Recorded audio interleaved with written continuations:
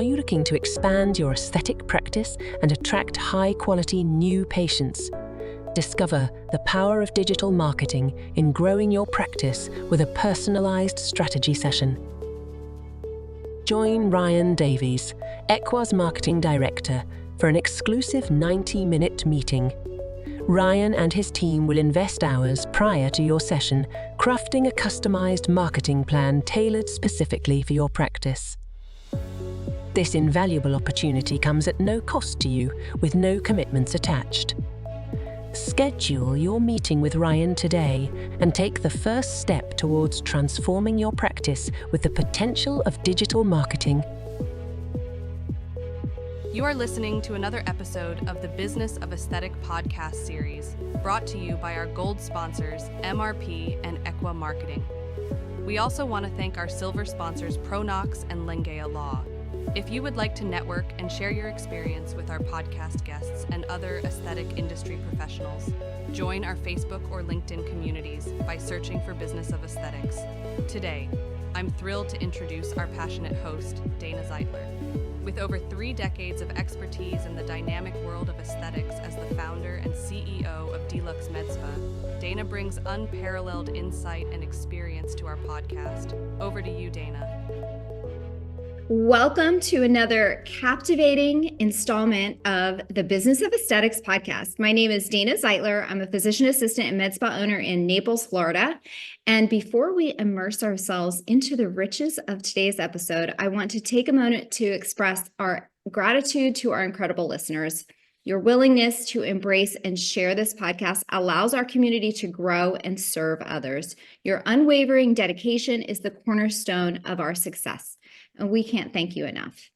And so without delay, today I am thrilled to welcome Stephen Boice, owner of Elevate Medical Aesthetics Training. He is a very successful med spa owner in Northern Virginia who has now expanded into also being a sought-after business coach. Welcome, Stephen. Please give the listeners a quick history about your journey and what got you and your practice to where it is today. Hi, everyone. So this definitely starts like every other story starts. There's a hero in this process, and that's definitely not me. The hero in this process is really my wife. She's been a nurse practitioner, and she started as a nurse injector for Ideal Image. Many of you have known them. They're probably one of the largest corporate medical spas in America. She realized that there was more that she could do with a private practice. So she went ahead and made the switch from a corporate med spa. And then she went into a plastic surgery office where she was given basically the keys to the medical spa side. And she quickly realized that there was so much more that could be done to help her patients. She realized that they didn't have to do monthly specials to attract a clientele. She realized that people would pay more for quality skincare if they were just given the education.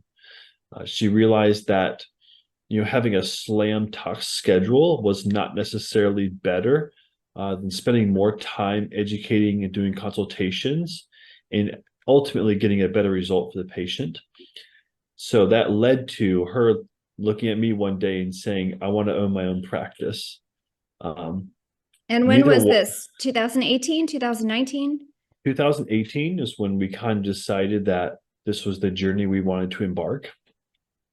The problem was neither one of us had any business experience. We knew nothing. I had been an Army officer for 10 years. She had been the traditional graduate from RN school, go directly into the ER in Savannah, Georgia, right? So high pressure, patients in the hallway. And she's got tired of that. And that's kind of what led her to aesthetics, is she went to actually get laser hair removal for herself. And she said, wow, there's nurses and healthcare professionals that love their job and they're happy and they're smiling.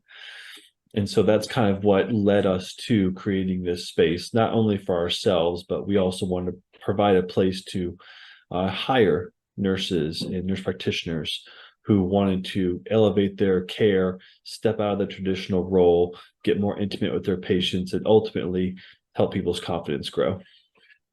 I love the name Elevate. And as you said, you're elevating the care. So what a great name that you chose for your spa. So how many employees do you currently have?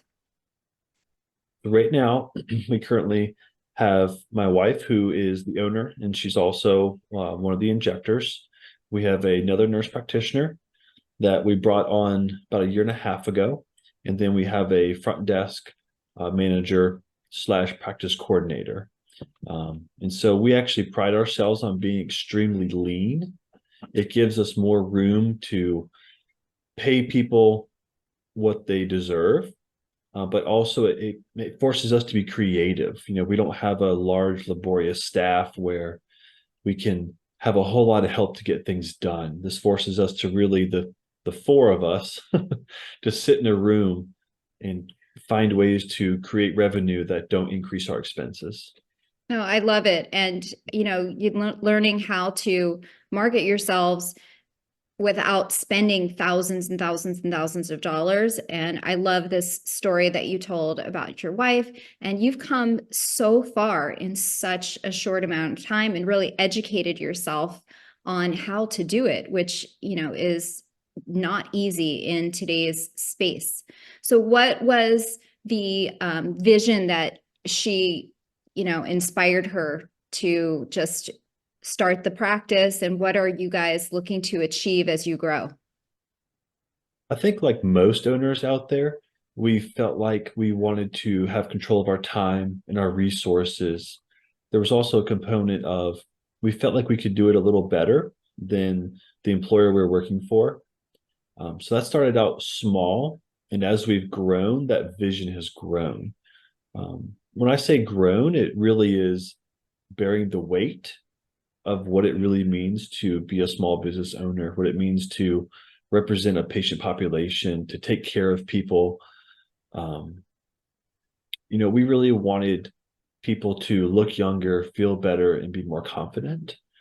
And we felt like aesthetics was the way to do that, when in all reality, we found out that being there for the patient is what creates that. There's a safety. For some of our patients, this is the only place they can come and be themselves. They feel like they have to perform at work, and they have to perform at home, and their husbands and their children just need them constantly, all the time. And they can't say what's bothering them. They can't talk to their husband about, when I look in the mirror, I feel old, or after having several children, I just feel like I don't look the same as I used to, and it bothers me. They don't have anyone to talk to about that. So for a lot of our patients, this is the place they can talk about that. They can explore what that means as they age. How do we age both mentally, emotionally, as well as physically? No, I agree with you. And I think, growing those patient relationships is really what helps grow your practice.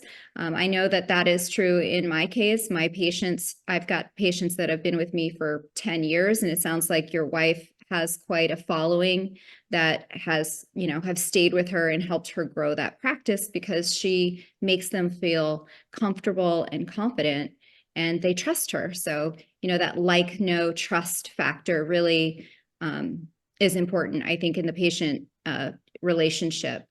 So I know that you are very busy and you are a wonderful, you share your knowledge on the Business of Aesthetics Facebook page.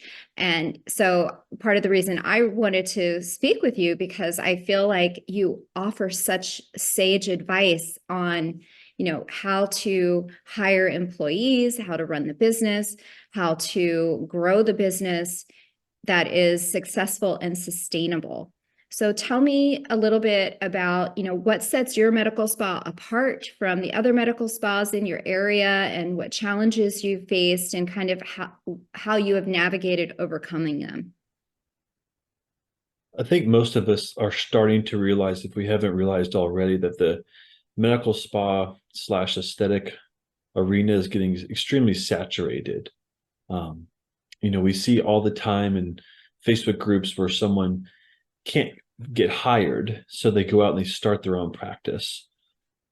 And that's creating, in some ways, it's really good, because it's creating a diversity of thought, right? So there's lots of different ways to do things. There's lots of different people entering the space. But what it also does is it also washes out and creates a lot of noise. How many Instagram pages do you scroll through where it's the same thing all the time? And so one of the ways that we've been able to stand out in our area is to have an extremely clear message. Most practices really struggle with, what do I say to people? How do I say it? We're medical people. We're genuine. We're bedside. We connect emotionally in person.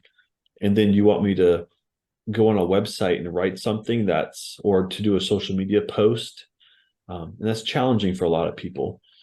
And so for us, there's three key things. So if you feel like this is you and you're struggling to, what makes me unique? What am I going to do?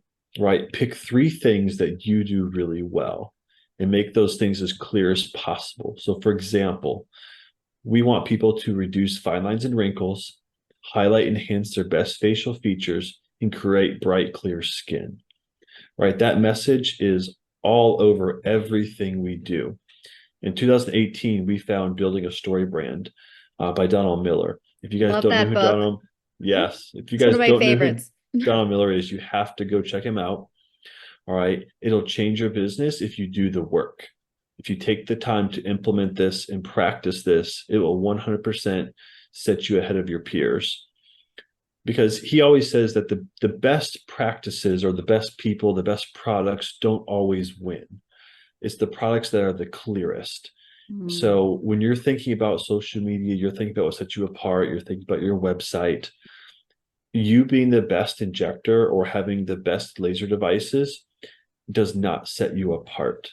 What sets you apart is your ability to attract and help the ideal patient. If you combine that with being the best, if you are a great injector, if your team gets consistent, reliable results with your devices, and you combine that with a very clear message, that's the secret to winning, is that combination. And I think a lot of practices, they do one of those two things really well, and they never quite do both. I love that. I love that. And I remember that Donald Miller quote. He said, if you confuse, you lose. I think that's the quote he talks about. So that clarity is so important with your brand message. And I have only just recently read that book. Unfortunately, I wish I had read it years ago. But one of the things that he also talks about is that one-liner that you should put like on the bottom of all of your cards and your website and all of those things. And I love that idea. So I need to still come up with my one-liner. I'm sure that you have yours nailed down and all of your staff has it memorized. Yeah, it's actually an integral part of what we do. It's woven into all of our processes. So when you call and you answer the phone, you're going to get a version of that one-liner specific to where you are as a patient or where you are as a lead. And it's really fun. And it's really, the staff feels like they are equipped. And that's the biggest thing, is, are you equipping your staff? Are you equipping yourself to be successful? Are you putting those processes in place? Have you taken the time to sit down? That's a great example. When's the last time you sat down and just worked on your business instead of putting out fires, paying bills, getting back to patients, and just literally sat down and said, for an hour, I'm not going to do anything other than think about my business and put some things on paper. Yeah, I think they call that blank space. I have yet to carve that time out in my schedule. I try to have it on Sunday. Like I won't get out of my bathrobe and it's 2:00 in the afternoon. My husband's like, what are you doing? And I'm like, this is my blank space time. And I can't wait to someday be able to have that like during the week. So your wife is very lucky to have you as kind of this thought leader behind her business. And I think a lot of injector owners, they just kind of, like you said, they get into the back-to-back day-to-day craziness, putting out fires, and they really don't take that time to sit back and think, how can I make this, what do they say? It's smarter, not hard, or work smarter, not harder. So it just sounds brilliant how you've run your business. So Yeah. well, go ahead. What were you about to say? Yeah, I was going to say, it hasn't been without its challenges, though. Yeah. And when I hear people talk about challenges, so many times they're talking about, COVID, or they're talking about someone moved in next door to me, or, what was it last year before, it was supply chain, right? It's like, oh my gosh, my order arrived 2 weeks late, right? But for us, the biggest challenge has always been the person in the mirror. It's always been ourselves. We are the biggest challenge to the growth and development in our business. We are the biggest hindrance to growth and development. So many times, we could have easily blamed COVID. We opened June of 2019 after being scheduled to open in February of 2019. Well, when all elective medical clinics in Virginia had to close, we thought, well, what can we possibly do? So we quickly pivoted and we went to all virtual skincare consultations. And during that time, it was such a challenge. People seeked that time with other people. So those virtual appointments actually turned out to be extremely fruitful because people were getting to know us when they weren't getting to know anyone else. And Oh, so smart. when we were able to open our doors, we had an entire population of people who felt like they knew us, they trusted us, they connected with our message.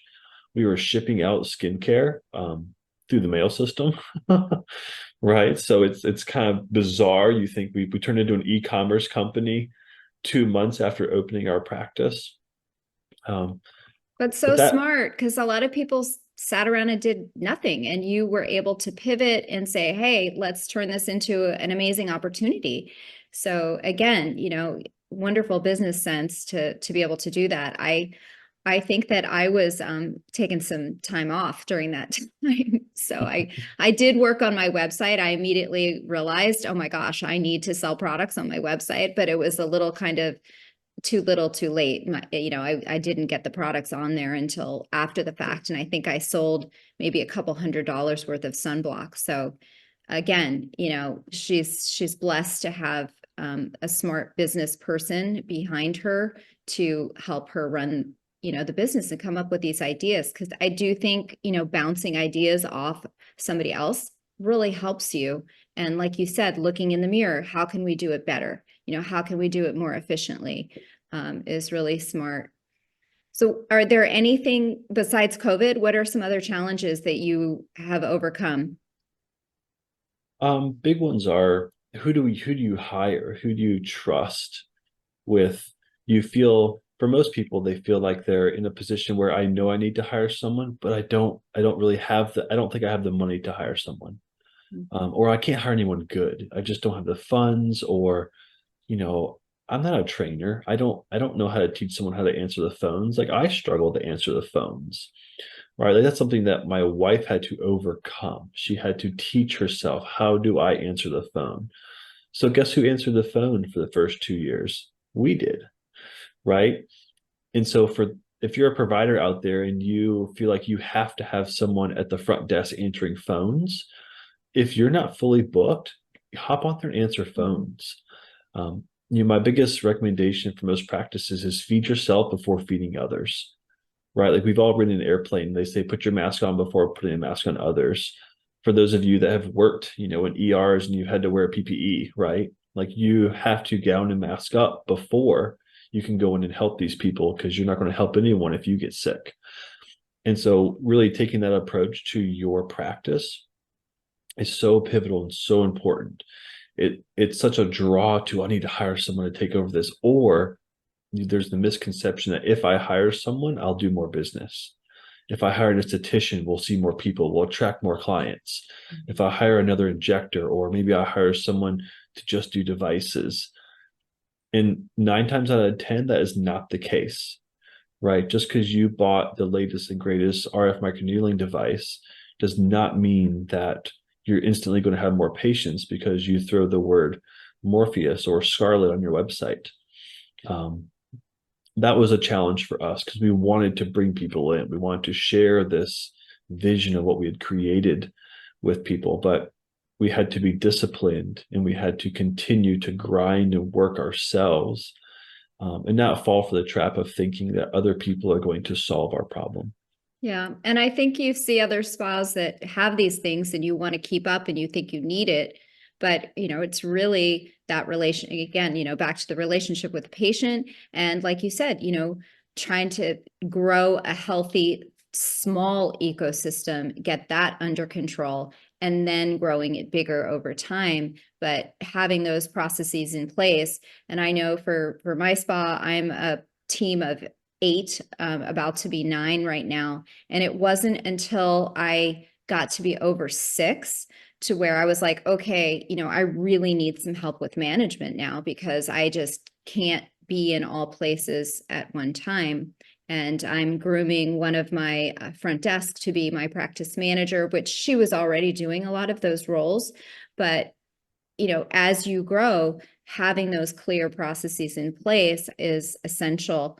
And you need to be healthy yourself to take care of, your team. So great advice.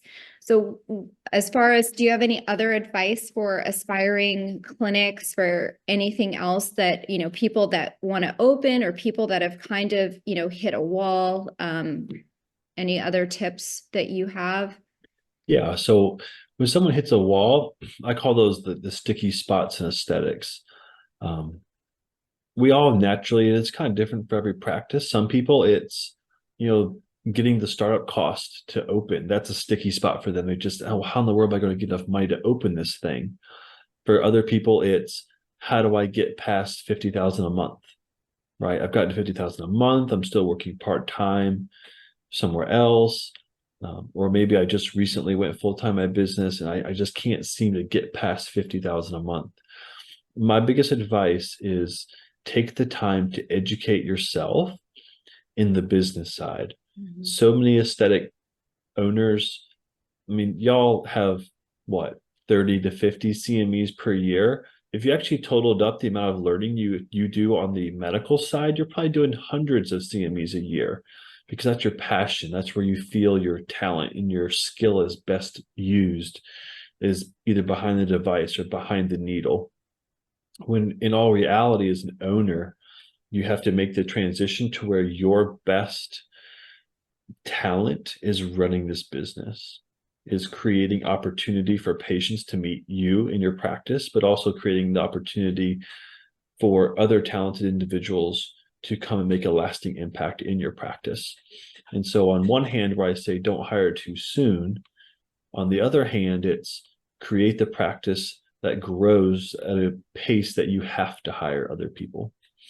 No, that's great advice. And I think, hiring is not easy either. So I know, I've made some mistakes in the hiring process in that I didn't hire for that mission, vision, core values, which I had to work on my business to figure out, what is my mission? What are my core values? And once I was able to, label that, it made hiring easier because I was like, I need to hire a person that sees, the future the same that I see it, so that we would be in alignment together. And that took a couple mistakes of figuring that out and realizing I need to get educated. I need to read books. I need to go to courses. But yes, as injectors, we spend thousands and thousands and thousands of dollars on all of these, tips and tricks and how to make the perfect lip.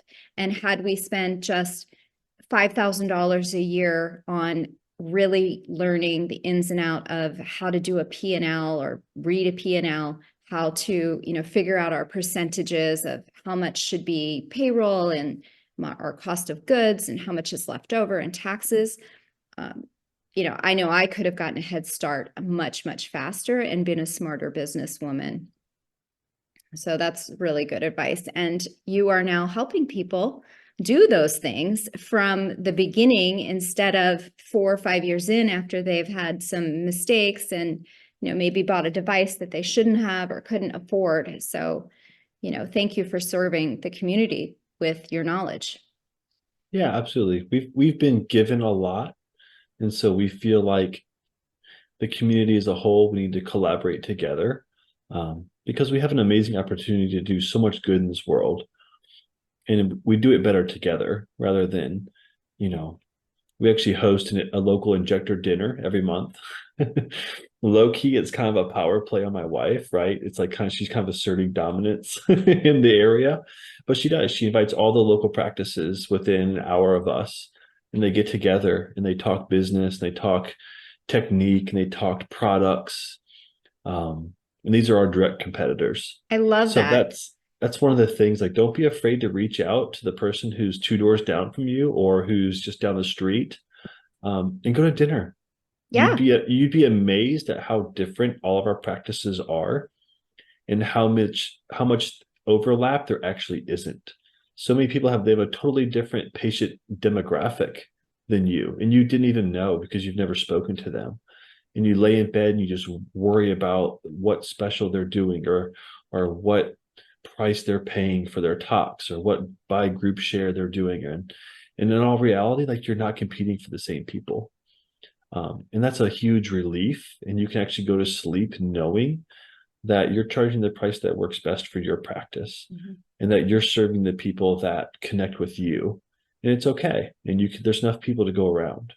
No, I love that. And I feel like community is so important. I actually started a little private Facebook group because I'm a trainer for Gain. So I wanted a way for all of my trainees to sort of be able to reach out to me in the future, or if there's an issue, they could jump on there, and it connects all of us local injectors to collaborate and say, hey, here's an article that I read. Here's, if somebody needs Hylenex, they could probably, they could jump onto that Facebook group and send a message out. Plus, it allows us we haven't had dinners yet, but I have hopes to have dinners. Now I'm inspired by you to say, hey, let's have a dinner and get together, because that's a great idea in a kind of a casual environment. So what are some industry trends you're seeing in the med spa industry, and where do you see it evolving in the next few years? I think the biggest trend I see as an aesthetic coach and consultant is the lack of planning on behalf of the business owners. A lot of people, and if this is you, don't be ashamed. You're a part of a very large group. I've already admitted to a bunch of things that I've done wrong. If you throw things at the wall to see what sticks, that's the biggest trend that I see, is that, I'm not 100% sure what my plan should be. I've never done this before, or this was what worked at a previous practice, and we just throw things at the wall and see what happens. Literally, in an hour conversation, together, we can come up with an actual plan, and it gives you a way to evaluate yourself, because trends are great if you can evaluate their effectiveness. Right. So everyone knows Quo, right? Quo just burst onto the scenes, most amazing thing ever. Right. Mistake here. Yes, fast forward. I fell for it. How many months, right? And how many people did big orders, right? Oh, if you do a big order, you get a better deal, right? You're gonna have more profit. Where a small starting order, luckily for Quo, they actually stood behind their product and they bailed people out. But it kind of goes to the same thing. How many people have devices that are sitting around in a back room collecting dust, right? It's like, well, did we do a demo? Did we talk to other owners? Did we actually put on paper how many of the people do we need to attract per month to get this thing paid off, or to cover the lease on it? Is it worth it? That's kind of what I'm seeing. We're seeing a large push toward wellness. Weight loss is huge. That's one of those trending things that we have not gotten on with. We're a little concerned by some of the indications on some of the medications. And we also feel that the rapid weight loss, for some people, can be kind of a vice. And so we've actually, this year, we launched our second practice, which is RHA Functional Medicine. RHA means to begin anew, to be created. And so we feel that we want to help people restore their bodies to function like they were created to function. Self-regenerative healing, getting off of medications, controlling the symptoms of menopause, restoring really true happiness in a lot of people. And so we've kind of gone the other route. We've gone the functional medicine route, and we see that more and more happening, where this creates a conflict and a dichotomy with aesthetics. Is okay, so is tox good or bad, right? Is Well, it's right. organic, right? Yeah, and how clean is it? And how clean is it really? Do we really look into, well, where do they get these growth hormones, right? And then we look into peptides and what are those? And so I think our consumers, our patients are becoming more and more educated, and in this trend of living cleaner, eating cleaner, living healthier lives. Um, my wife and I joke as we drive down the road on road. We love road trips, not because we love to be on the road, but because we put on our tinfoil hats and we literally drive down the road. As the biggest conspiracy theorist ever, it's kind of a joke with our family. We literally like take selfies with tinfoil hats as we drive down the road, and we just kind of what if about a lot of things. And that was never us. We trusted everything and everybody, and I feel like we've kind of been woken up a little bit, and Yeah. we're digging in, and it's making us better people. We're actually looking at what ingredients are in things, and being able to explain to the patient what is the difference between the active ingredients when they actually are asking. Because now we're getting questions like, "Hey, what's cleaner, ZO or Skin Better?" Mm-hmm. Right? And if you're not prepared for that question, um, that's a downside. It's like we need to be prepared for between those two brands. What is cleaner? What is not cleaner? Which one has a fragrance? Which one doesn't? What are the effects of their fragrance on you? Right? What other lifestyles or lifestyle habits in your life are affecting? Is the fragrance going to bother you? Is it not going to bother you? Well, that depends, right? And having that conversation. I think we're Yeah. going to see more and more of that.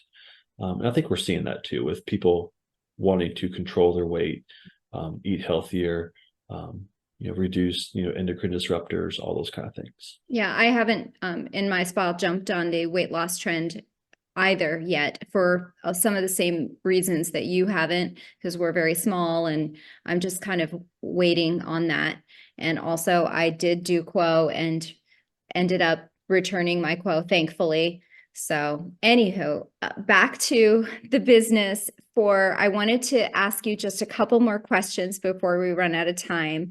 But as far as tips for management, I know on the Facebook group, you seem to have very good sage advice on pay and injector pay in particular. And I've seen you answer this question quite a bit. So I would love for you to share your kind of philosophy on paying your staff and commission structure versus salary, bonus with the listeners. Yeah, this is hands down the number one question I answer, and I never thought it would be.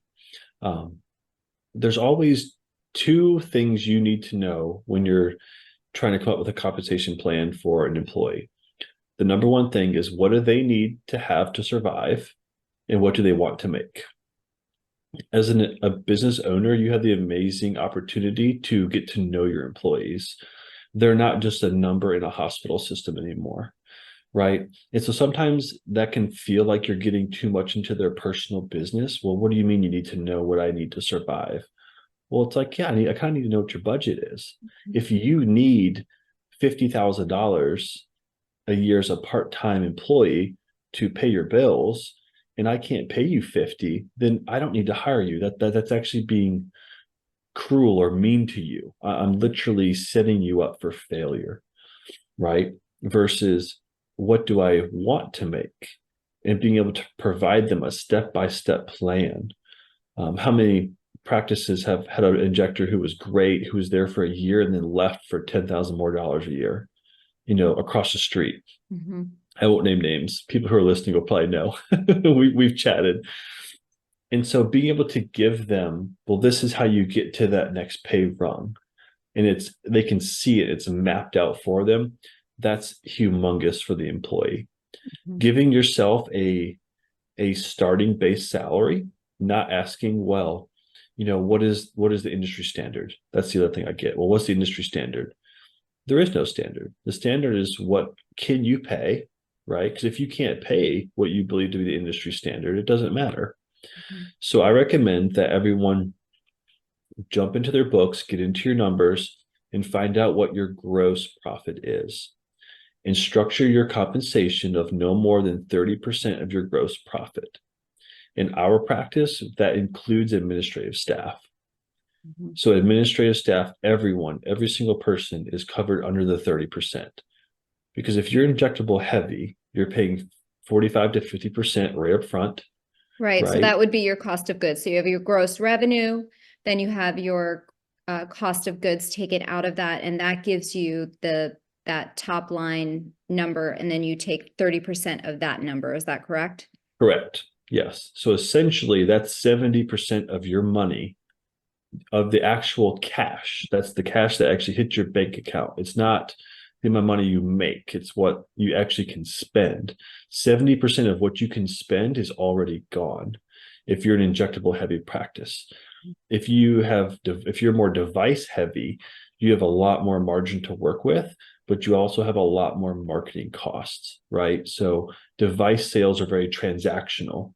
Your ability to retain a patient for years and years and years, or quarter after quarter after quarter, like you can with injectables, is not the same, right? So your business plan matters a lot, especially how you pay your people.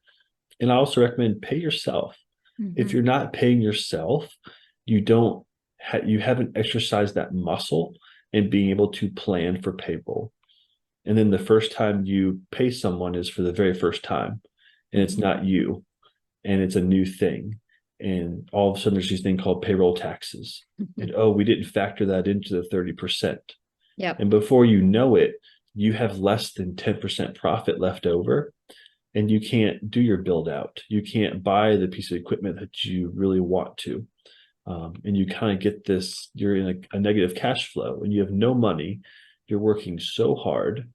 You have great results. You have happy patients, but you start to wonder, is this really worth it? Like, man, I could just go back to the hospital and make double or triple this and not have any of this frustration. And that's where I think a lot of owners find themselves, is at that 3 to 5 year mark. They find themselves in that position.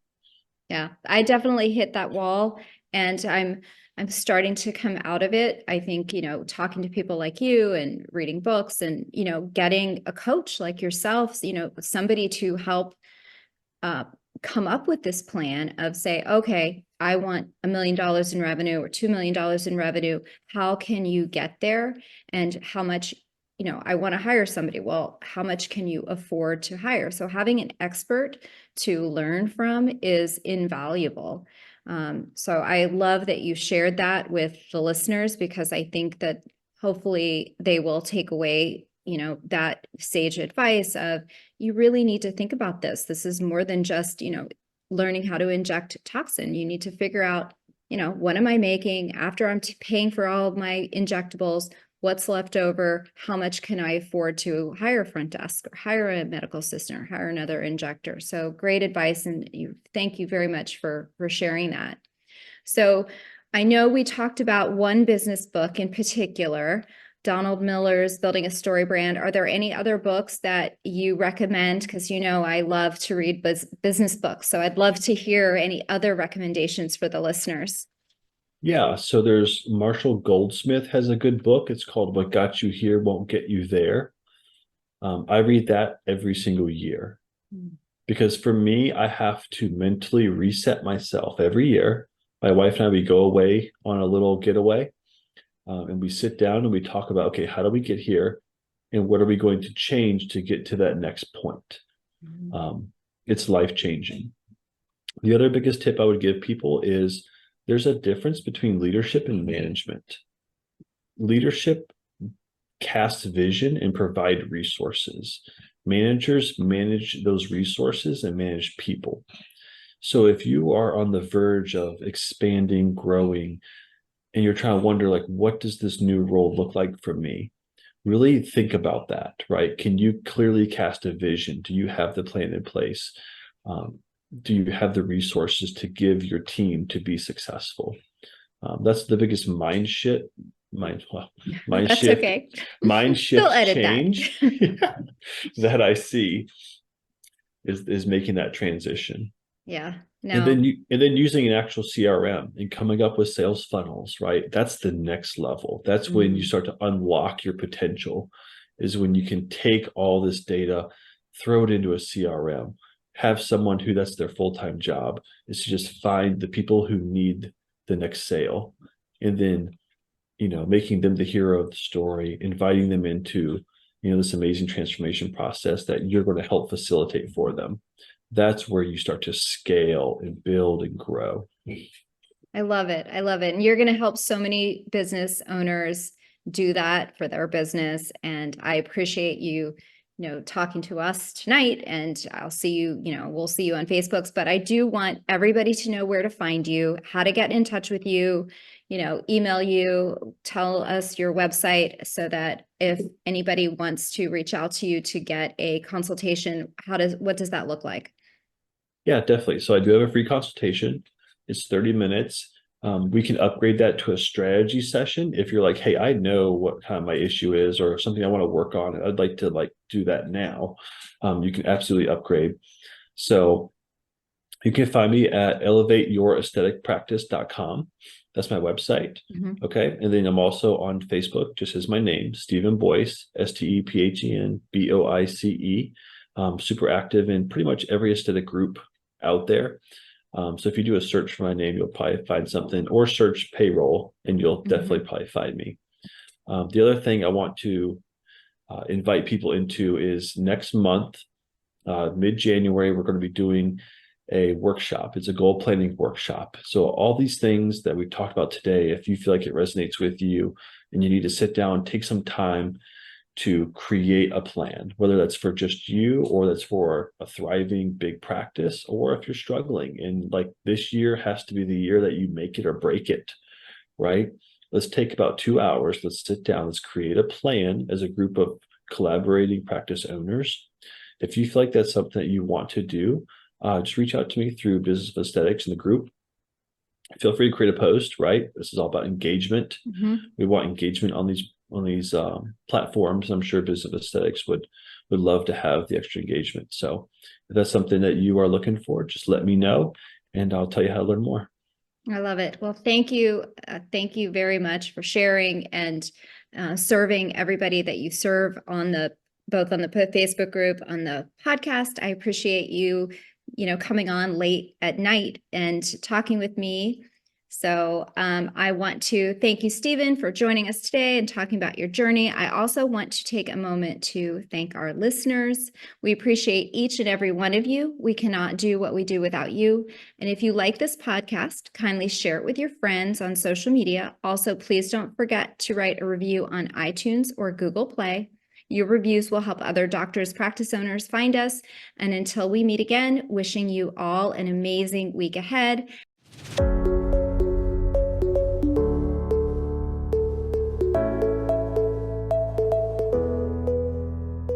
Are you ready for more? Swing by www.businessofesthetics.org. Resources for a free ebook and a vault of free resources. Elevate your aesthetic savvy. Explore now. Thank you for joining us this week on the Business of Aesthetic podcast series, brought to you by our gold sponsors, MRP and Equa Marketing, and silver sponsors, Lengea Law and ProNox. Would you like to join our growing group of aesthetic industry experts and get featured on the Business of Aesthetics podcast? Or do you know someone who would love to share their strategies for growth in the aesthetic business, providing quality patient care, or their clinical expertise? Head over to www.businessofesthetics.org podcast show and apply to be featured as a guest on the show. Remember to subscribe to this podcast on iTunes, Google Play, Amazon Music, or wherever you listen. If you would like to engage with today's speakers or any of our past speakers, join our Facebook group or LinkedIn group by searching for Business of Aesthetics. Thank you and have a great day.